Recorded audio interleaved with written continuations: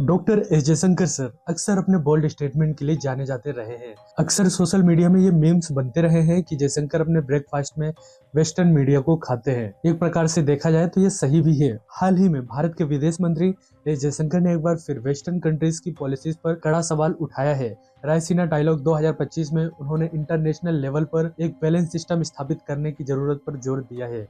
साथ ही western countries की double standard policy की आलोचना की है। आपको बता दें कि डॉक्टर एस जयशंकर ने खासतौर पर ग्लोबल साउथ यानी कि डेवलपिंग कंट्रीज से जुड़े मामलों में वेस्टर्न कंट्रीज के रवैये पर सवाल उठाए हैं।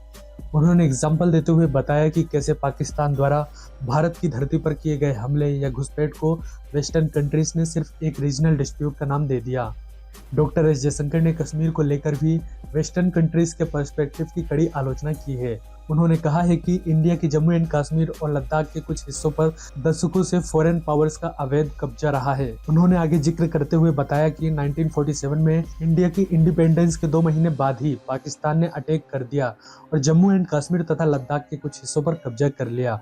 वहीं 1950 और 1960 के दशक में चाइना ने भी इस रीजन में घुसपैठ करके कब्जा जमा लिया। पाकिस्तान ने वेस्टर्न कंट्रीज का नाम लेकर कश्मीर इशू को मैनिपुलेट करने की कोशिश की है, लेकिन फॉरेन मिनिस्टर एस जयशंकर ने उनकी हाइपोक्रेसी को बेनकाब कर दिया है। जयशंकर ने इंटरनेशनल डिप्लोमेसी में डबल स्टैंडर्ड्स की ओर इशारा करते हुए कहा है कि ऑस्ट्रेलिया, कनाडा, बेल्जियम, यूके और यूएसए जैसे देशों ने गलत नैरेटिव बनाने में भूमिका निभाई है। उन्होंने याद दिलाया कि जब इंडिया ने यूनाइटेड नेशन में अपनी अपील रखी तो अटैक करने वाले और विक्टिम को एक समान ठहरा दिया गया, जबकि असल में एग्रेसर तो पाकिस्तान ही था। अफगानिस्तान पर कमेंट करते हुए डॉक्टर एस जयशंकर ने वेस्टर्न कंट्रीज के इनकंसिस्टेंट अप्रोच की कड़ी आलोचना की है। उन्होंने इस कॉन्ट्राडिक्शन की ओर ध्यान दिलाया कि दोहा और ओस्लो प्रोसेस में उन्हीं तालिबान लीडर्स को वेलकम किया गया जिनकी अब अफगानिस्तान की बिगड़ती स्थिति के लिए निंदा की जा रही है। डॉक्टर जयशंकर ने तंज कसते हुए कहा कि तालिबान उन्हें कभी एक्सट्रीमिस्ट माना जाता था, लेकिन अब स्वेट टाई पहनाकर डिप्लोमेसी कर रहे हैं,